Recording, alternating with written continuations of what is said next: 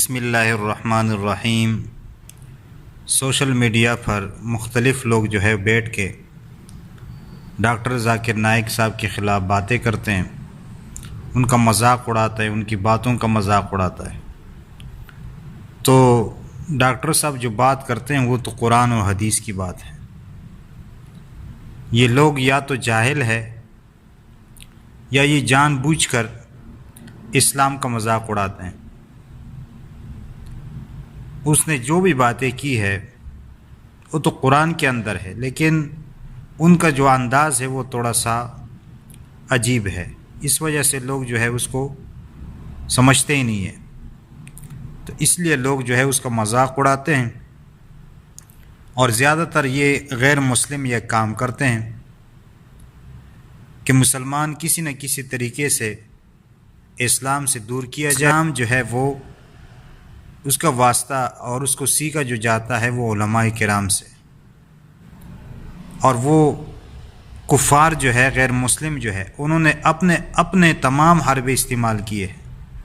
آپ تاریخ دیکھیں، مسلمانوں کو قتل کیا، شہید کیا، کوشش بہت کی انہوں نے، لیکن کامیاب نہیں ہوئے۔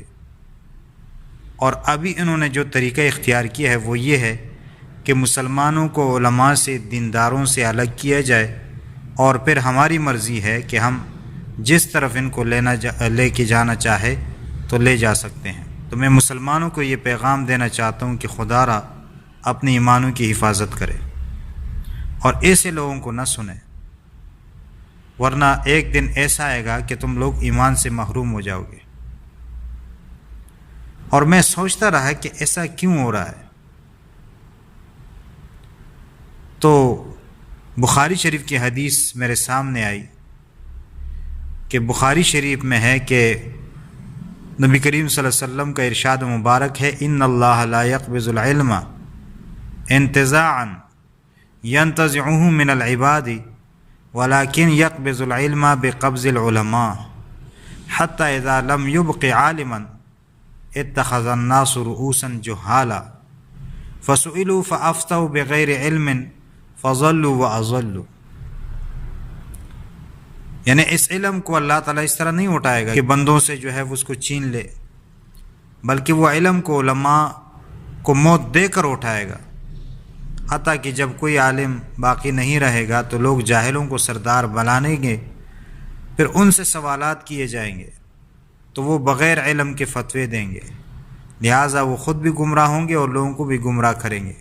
تو شاید انہوں نے اس حدیث کو دیکھ کے یہ اخذ کیا ہو کہ بھئی ہم ان لوگوں کو اپنے قابو میں کیسے لائیں گے۔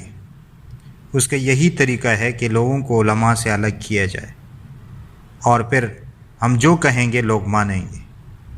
تو آج وہی ہو رہا ہے کہ ایک عالم کے خلاف لوگ جو ہے وہ لگے ہوئے ہیں اور ان سے مسلمانوں کو الگ کر رہے ہیں، لیکن وہ افسوس اس پر ہے کہ علماء جو ہے وہ آپس میں لگے ہوئے ہیں۔ کوئی کہتا ہے رفع یدین کرو، کوئی کہتا ہے نہیں کرو، کوئی کہتا ہے صلاۃ پڑھو، کوئی کہتا ہے نہیں پڑھو۔ وہ آپس میں ایک دوسرے کے جو ہے نا ٹانگیں کھینچ رہے، اور ادھر جو ہے وہ سادہ لوگ، سادہ مسلمان جو ہے وہ ان غیر مسلموں کی حرکتوں کی وجہ سے اور ان کے سازش اور فتنے کی وجہ سے ایمان سے محروم ہو رہے ہیں۔ تو اللہ تعالیٰ سے دعا ہے کہ اللہ تعالیٰ ان علماء کو اس بات کی توفیق دے کہ یہ اس بات کی طرف متوجہ ہو جائیں اور یہ سمجھ لے کہ غیروں نے ہمیں کس چیز میں لگایا ہے۔